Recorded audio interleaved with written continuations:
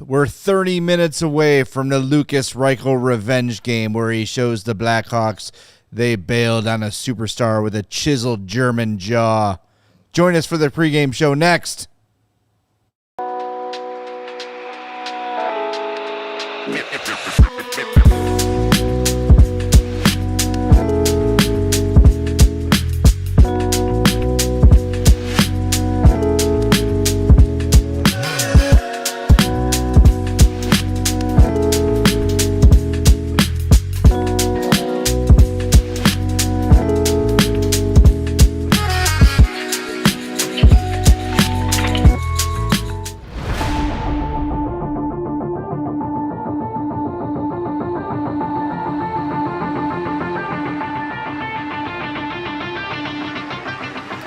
Happy late Wednesday night. Welcome into the CHGO Blackhawks pregame show presented by Bet365. Download the Bet365 app.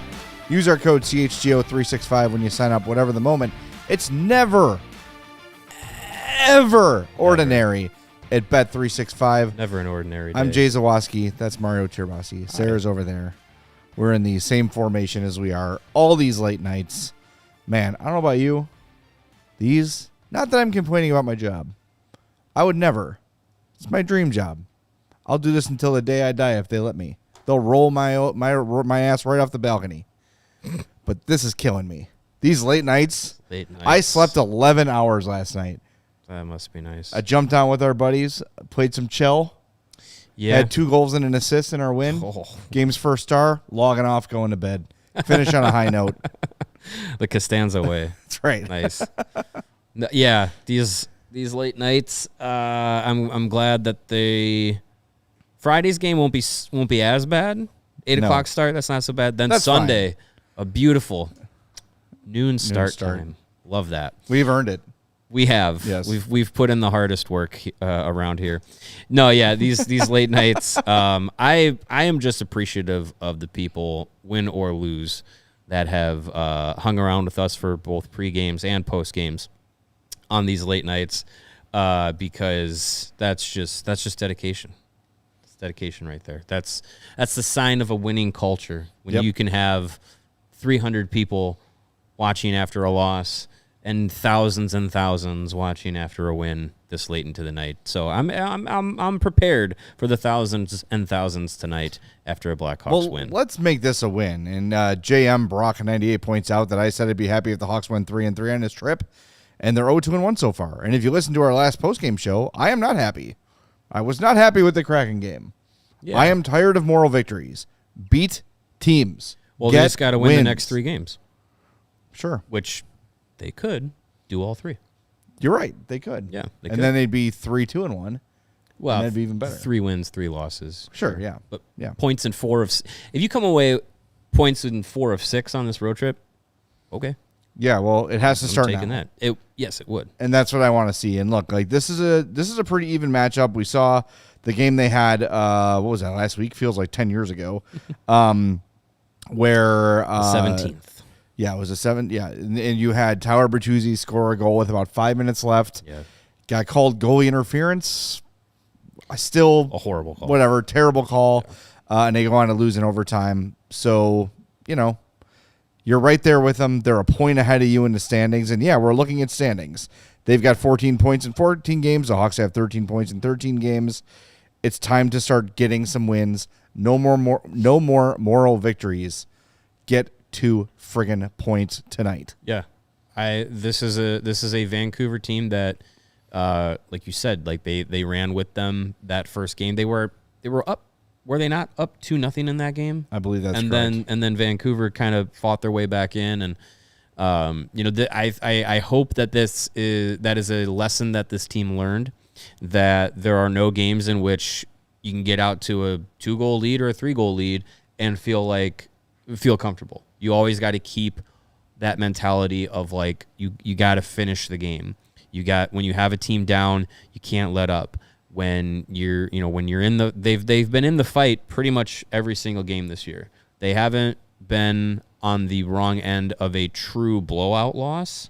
I know the 6-3 loss to Winnipeg on paper kind of looks that way, but the way that they were playing, they were in that game for the most part.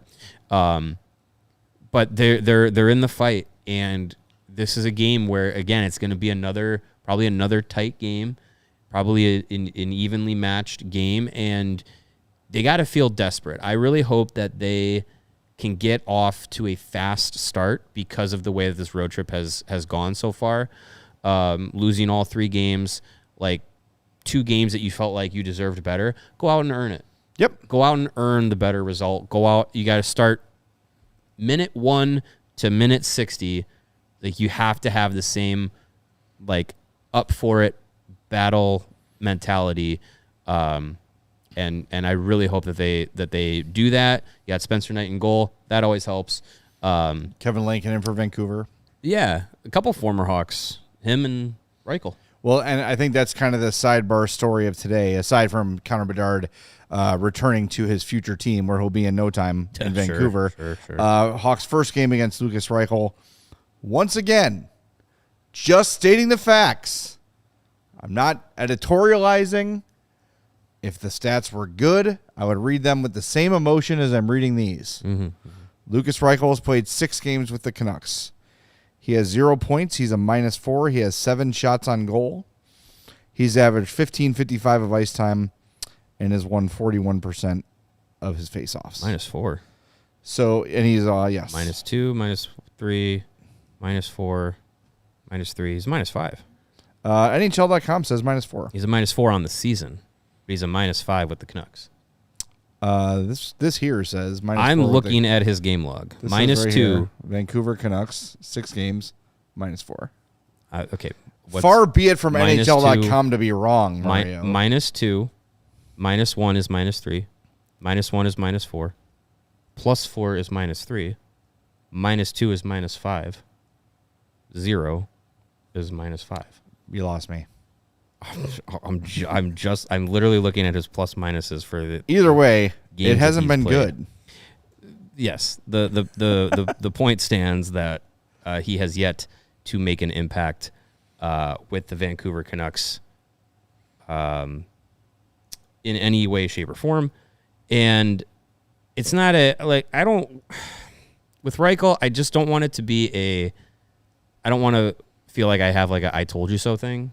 Because we all wanted him to succeed here in Chicago. Of course. It just got to a point where, and we saw it in those last few games that he played, it just got to a point where it was like he's good for 1 good performance or 2 in a stretch of like 10. Yeah. And those other 8 games or whatever, he's a non-factor. And I think as we've talked now in the last about week or so, since the trade, that's kind of the jumping off point of like the bar is raised. Guys that are going to be part of the team when they are contending again, if and when, hopefully shortly. Like there's no more. Oh, maybe. Like you have to have a definitive role, a definitive impact night in and night out because that's the standard that's being set now. And the group coming behind some of these guys has a lot of talent. There's no more wait and see what this guy does because they don't have to wait and see anymore. Right. Ask Landon Slaggert. Right? Yeah. Like it's, okay, you're not doing it here. I'm sorry you got banged up.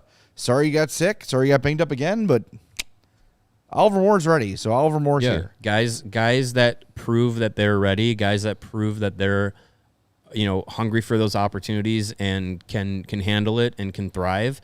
Those are the guys that you want to play because the organization. We heard it from Nazar and Bedard the night that on TNT when they beat up on the Blues. Is like they want to win now. They're not looking 3 years down the road as like, oh, that's when we'll start winning. They're looking at it right now. They're looking around the room and saying we have a team that can win games. So they want to do it now. There's no more time to wait. So the call-up of Oliver Moore, like that's a decision of like we believe he will help us win right now, not we want him to be ready in March to help us win. We think he can do it right now. 100%. All right, we got the lines. Then we're going to hear from Jeff Blashill. So here's what we got for the Blackhawks today. Bedard with Green and Burakovsky. Nazar with Teravainen and Bertuzzi. Donato with Moore and Mikheyev. Dog and Foligno are your 10th and 11th forwards. And your D pairs, Vlasic, Rinzel, Kaiser, Levshov, Grzelcyk, Murphy, and Crevier's the extra, with Spencer Knight starting in goal. This game should be a win. Let's hear what Jeff Blashill had to say ahead of this one. This was after today's morning skate. When you're facing Lukas Reichel so soon after coaching him, I guess you have a good scouting report. Yeah, I mean, obviously, I think we know Lucas. First of all, just again, he's a great person. I really, honestly enjoyed my time with him. I thought he handled the situation like a real professional. He certainly didn't get the opportunities he wanted. Those are decisions we make as coaches, but it was never personal with me or with him. And I thought that really said a lot about his maturity as a person. And as I said to him, I hope he does great. I really do. Do I hope he does great point-wise against us tonight? No, but do I hope he has a great season? Yes. He's a good person, and I hope that's the way it goes for him. The last couple of games, you're very competitive in Edmonton, pretty solid in Seattle to get 1 point. Last year would have felt like moral victories. This year it feels like the team is more frustrated by it. Is that just a maturation of the team that's starting to believe in itself? I think so. I think we have a level of belief, and I think you go through the 3 games on the road, and we felt like we should have found ways to more points than we've gotten. And I thought the game in Seattle, we had every bit of chance to win that game, and it feels like you kind of let one away a little bit. Not a knock on their play, but I did think there was moments where we were controlling the play, and we got to find a way to win. Obviously, I think in each game we've got at least tied special teams, if not out special teams. So that's a hard way to win on the road. So we got to do a better job, specifically probably on our penalty kill. You can't expect the power play to score every night, so we got to make sure we kind of get back to killing penalties well that we were doing earlier in the year. I'm glad our guys aren't satisfied at all with it, because I really feel like we need to find a way to dig in and get more points. And I know we're playing a team that feels the same way, so it should be a good game. Yeah, 5-on-5, I think you're one of the top 5 or 6 teams in the league in terms of goal differential. Like, it's there. Like, does it feel sustainable to you? I think it feels sustainable if we continue to grow. I've said this to our team a lot. We have a lot of talent. And so how do you win with talent is you become a mature team and you play winning hockey. And I think there's a level of maturity within our game that ebbs and flows a little bit. And sometimes we play real mature, like Connor, like Burakovsky's goal in Seattle. Connor has no other play, so he chips it behind him, doesn't try to make something out of nothing, ultimately ends up in a goal. Sometimes we try to force things that when they're not there and give up easy chances again. So if we can mature in terms of not giving up easy chances against, and probably still find a way to create a little more offense on our chances, I think we'll take steps in the right direction to becoming a good hockey team. Last year, both times you guys came in here, Connor looked a little bit lost. He just didn't seem to have his full game. From afar, he does not look lost now. Yeah, I can't comment on last year. Obviously, I wasn't here. I can comment on where his game's at right now, and I think he's playing excellent hockey. I think he's checking for his offense. I think he's defended very well. He's done the things I've asked him to do to be for him to lead, partly lead the way in being a winning hockey player. Because I think if your best players play winning hockey, everybody else has to follow suit, and I think he's doing that. And as a result, he's getting the offense as well. I think early in the year he wasn't probably getting rewarded for some of the offensive plays that he was making, and lately he's been much more rewarded on a regular basis. But I think he's been making those offensive plays on a consistent basis and checking hard and trying to do things right. So I'm really happy with where his game's at, and it says a lot about him as a young player. Like, he's just turned 20 this year, right? So he's had to grow up in this league, not just as a person but as a player, and that's not always easy. And I think he's handled it great, and I've been really impressed with it. Is that the story from your perspective then? He just had to kind of grow up a little bit and see how it works? It's hard for me to say that. I don't want to say, just all I would say is he was 18 and 19. You know what I mean? And so as an 18 and 19-year-old, I know what I did at 18, 19. I know what my son's doing right now at 19. So I would just say that he's at an age where, and an experience level where it's really starting to come to fruition, the work he's put in and within this league, and figuring out how to be successful. And the biggest thing on that, I think, is understanding that I've said this lots. He wants to win more than he wants to get points, and so if you want to win, play winning hockey, and he's done that. Playing with Burakovsky's, there's talented, obviously. What does Ryan Reed bring to that one? Seems like that's made a difference. Yeah, since Greener's been up there, they've carried the play on a pretty consistent basis. Greener's got good skill. It hasn't always translated into like these huge point totals, but if you watch him, he passes the puck well, he skates well, he shoots it well. He's pretty cerebral and smart. So to play with a guy like Connor, you got to be cerebral and smart. But he also has done little things like win face-offs, win some puck battles. On a number, I can think of different goals where he had a huge piece in it, where either he won a puck battle or he won a face-off, and things like that matter too. So, they found some chemistry. I think I also would say, you mentioned it, but I think Burakovsky's game has continued to grow as well, and so he's continuing to play at a higher level, and that all helps as well. I think the penalty kills allowed 4 goals in this trip. Do you see any common thread between those, and any specific thing you want to change about it? Not necessarily common thread. Honestly, I don't. I wish you did, because then it's easy. You just fix it, right? We've probably made mistakes, and they've ended up in our net. We missed coverage in Winnipeg. Edmonton. One was a little bit of a broken play. One we missed coverage in a different area though, and then the last game we chased pressure when we talk about pressure when we can, but not chasing it. And we chased pressure, and so penalty kill's funny. Like it's like power play. Like confidence matters. We just got to get back. We got to find a way to kill the first penalty out here tonight, and then build confidence from there. All right, that's Jeff Blashill, courtesy of the Blackhawks. Good stuff there from him, as always. Hey, we want to tell you before we wrap up the pregame show, we've got a special offer for you, the Hawks fan. $36 for a year diehard membership at allchgo.com. Use our code HAWKS to take advantage of the $36 offer. Sarah put the link in the chat there. allchgo.com/hawks-offer-show is the link, or you can scan that QR code right there on your screen, or just head over to allchgo.com, click on that Die Hard tab, and use our code HAWKS when you sign up. You get your free shirt, 20% off all of our merch, takeovers, watch parties, all that stuff, access to our Discord, everything. And we're going to start doing 30-minute Q&As every week. Q&As? Q or A's. Oh, okay. Q or A's. I like that. We're changing the game. Yeah. And you can be part question and answer. You can be part of the innovative history on our diehard Discord server. Jump on that. Hit it. Q's or A's. Become a diehard. We'd appreciate that very, very much. So same lineup. It kind of indicates to me he's pretty pleased overall with the way things are going. No need to make massive wholesale changes. And this is something he said very early in his tenure, Jeff Blashill I'm speaking of, if that wasn't obvious.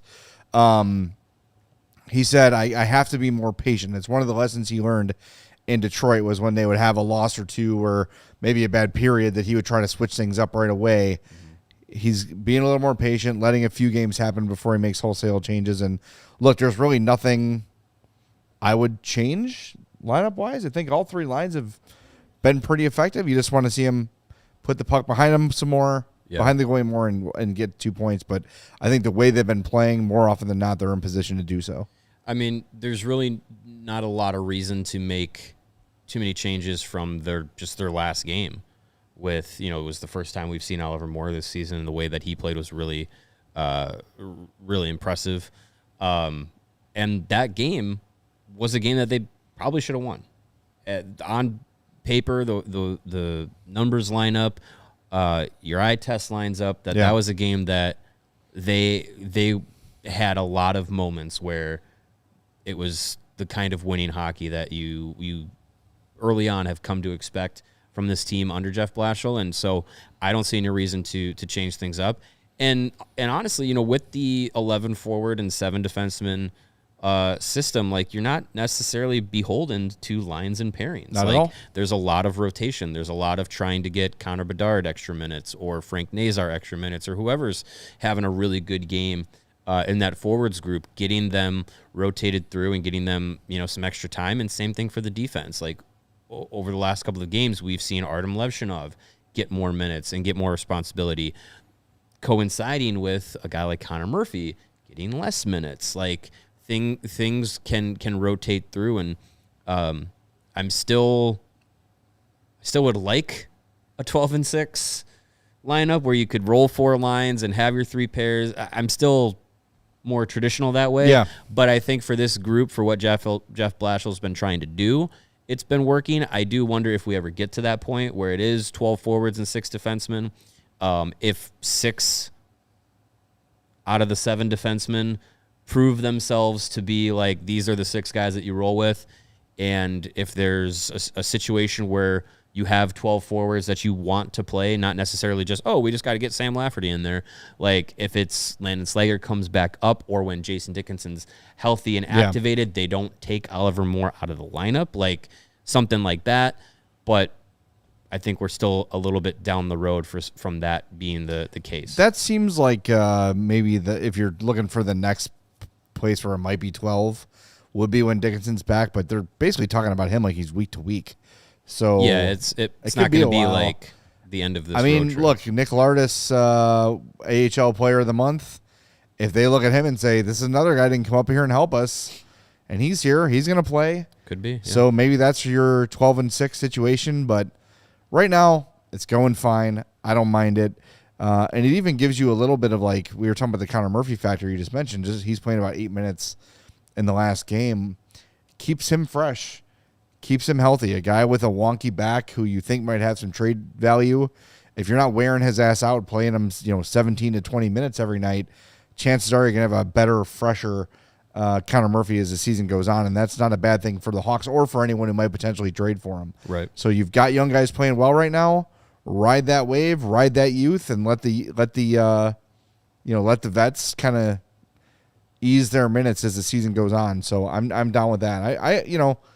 It is interesting that it's been 11-7 all but one game this year. Mm-hmm. The season opener. Yeah, that's really been the only time.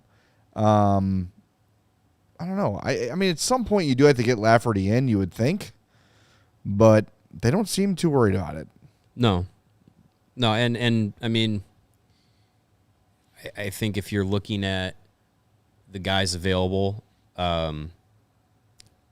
Lafferty and Landon Slager feel redundant. So if you wanted to get one of those guys in, I know they sent down Slager, but like, there's a chance he works his way back up and then does get into the lineup for sure. Or you have Oliver Moore, who can do what Sam Lafferty does, but with a little bit more skill. Right. Or you have, you could throw Nick Lardis in there once he's like, okay, definitely like 2 feet on the ground, is a professional, ready for the next step. You could throw him in there, and not necessarily saying he's the same as Moore or Lafferty or Slaggert, but I think he has that offensive skill, and I think that's something that you always want. You always can use offensive skill, and you can kind of maneuver the forward lines around where, okay, maybe Lardis is a third line or second line guy, then you could move a Donato or Foligno or Dickinson or Moore or whatever, however you want to move them to make it work. Like, there's a lot of options that they have, but I think right now, like, Jeff Blashill knows the guys that are going for him right now and that are playing the way that he wants them to play, and he's given them minutes. Well, and our buddy Jamie says in a chat, you got to start playing with a full forward squad. This is getting dumb, in my opinion. I see what you're saying. I understand what you're coming from, but like, when you look at the box scores at the end of the night, no one has like astronomical numbers in terms of minutes for the forwards. Like Bedard, even who plays, they basically will double shift him, ends up playing like 22 minutes for a 20-year-old. That's not. Yeah, and you want Connor Bedard on the ice. That's like number one center minutes for most guys. Like, would you rather have him play 3 extra minutes, or have Sam Lafferty out there for 4 minutes where just nothing's going to happen? I just think that he's perfectly capable of handling it. You can give some of those to Nazar. Look, you had Oliver Moore play 16 minutes against Seattle with no special teams time at all, so he's getting extra shifts too. You finally have some pieces that you're comfortable saying, we're going to put them out there more and have them, earn opportunities with different lines. Let's take our most talented players and give them those extra 3-4 minutes, as opposed to just putting a 12 forward out there for the sake of it. I'm totally down with that. Yeah. So, I mean, the minutes allocation is not astronomical. Your top minutes guy this season right now is Alex Vlasic at 21 minutes and 34 seconds average per game. Yeah. That's not crazy. We're not far removed from Seth Jones averaging like 27 minutes a night with this team. The next guy is Connor Bedard, 21 minutes, 22 seconds. And then the next two guys are near 20 minutes a night, but it's Frank Nazar at 19:54 and Sam Renzel at 19:41. All of those guys are under 25 years old. They have young legs. Like, they should be able to carry those minutes. And honestly, like, those are the guys I'm comfortable with playing that amount of time. And we've seen Artem Levshinov get his minutes moved up, 17, 18, 19 minutes last game. So I think the guys that you have playing are the guys that you want playing. Like you said, you don't need to just throw another guy in there to say, well, just because we want it to be 12-6, here, let's give this guy like, and that, I mean, it kind of cycles back to Lukas Reichel. Like, the organization, from, you know, management to the coaching staff with Jeff Blashill and company, like, they have their guys that they know that they want to play, to be able to play the way that they want to play. And you can't square peg round hole players into the lineup just because they are here, or just because they were first round picks, or just because they're still trying to figure things out. Like, they have enough guys that they know these are the 18 skaters we're going to take, and we know what we're going to get from them, and we're going to figure it out with these guys. They're not taking that extra time to figure things out with, like, if they know that they have 18 guys that they can play and that's going to be effective, they're going to do it because they're trying to win. 100%. By the way, we have about 230 people watching us right now. 83 likes. We need more likes than that. Come on. 83 is not this network's bit. That's another network's bit. Give them those likes. Give us more than that. We want more than 67, 83. but we're already past it. So yeah. And by the way, got to get to 100. We got another. We are presented by Bet365, and our buddy Sean Anderson had a same game parlay boost on Bet365. So if you want to take advantage of this, check it out. He's got Frank Nazar 2+ shots on goal, Ryan Donato to score a goal, and both teams to not score at least 3 goals. Both teams to not. So he's saying that's going to be be like low 3-2, or yeah, exactly. Okay. So the option is: will both teams score at least 3? Pick no. That boosts from plus 950 to plus 1100 on Bet365. So take advantage of our promotion from our pal Sean Anderson right there on Bet365. Use our code CHGO365 when you sign up. Good stuff. I like that. So it can be one team can score at least 3 goals. Yes. But not both. So the Hawks win 9-2. Perfect. Yes. There we go. I'll take it.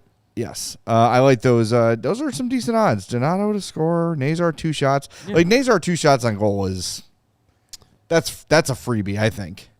Yeah, I think he's going to have some motivation. He hasn't really had great games the last few games, so hopefully he comes out tonight and, you know, uses the last game as like a shake your head, shake it off, like get back to what made you, you know, the electrifying guy that we saw at the beginning of the season, the first handful of games, because last game really wasn't his best. So yeah, last game -1, he only had 1 shot on goal. Yeah, hopefully, but he hasn't had a point in 3 games. But the 2 prior, Winnipeg and Edmonton, he had 5 shots on goal against both those teams. Yeah. So games like that, the points will start coming. That's fine. But you can't have a 1 shot. You can't have a Lukas Reichel game, if you know what I'm saying. And here's the thing. Quit kicking him down when he's down, Jay. You know why I can't shake this? And this is not against our friend Holly. We love Holly. Holly is a very sane and reasonable hockey fan who just loves Lukas Reichel. That's fine. Everyone's got their favorites. I saw Hawks fans on Twitter legitimately say that the Hawks trading Lukas Reichel was the worst day they've had as a Hawks fan. What? It's tough. The level of love to production is not right. So that's just, you know. Yeah, I'm just... Look. And there's also a percentage that just wants to crap on every move made by the GM. Of course. So, I don't know. Yeah, look, I hope Lukas Reichel finds his footing in the NHL. Tomorrow. Yeah, starting tomorrow. Yeah. I hope he does. That'd be awesome if he started it tomorrow. We had Connor Bedard, but he talked for 7 minutes. I don't think that's ever happened before. Well, Dang. almost 8 minutes. Wow. Impressive. Probably just talking about how badly he wants to go to Vancouver. Probably. Yeah. Just glazing the Canucks organization. Yeah. So we're going to skip that. But we will be with you during the post game, of course, as soon as the game ends.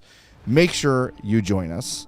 You're not going to want to miss it. We're going to hope to hear from Jeff Blashill after the game. We're going to hope to hear from Noodle Man. That Noodle Man is just laying in a corner, covered in dust. Let's go. I should probably fire him up mid-game because I will say sometimes we turn him on and we get blasted by dust for the first few minutes. We might have to undust him. But I don't want to jinx it. Right, yeah. If you turn him on prematurely... You got to shake him out. Yeah, that's what we'll do. Put him out on the balcony. When you shake out the rugs. Have him do a watch-along on the balcony. That'll get the dust off him. We should have like live Noodle Man cam during the game. That'd be amazing. All right, we are going to wrap things up. If you've not hit the like button yet, please do so. We will talk to you as soon as the game ends. And one final reminder, take advantage of that Sean Anderson same-game parlay on Bet365. Nazar 2+ shots, Donato to score a goal, and not both teams scoring at least 3 goals.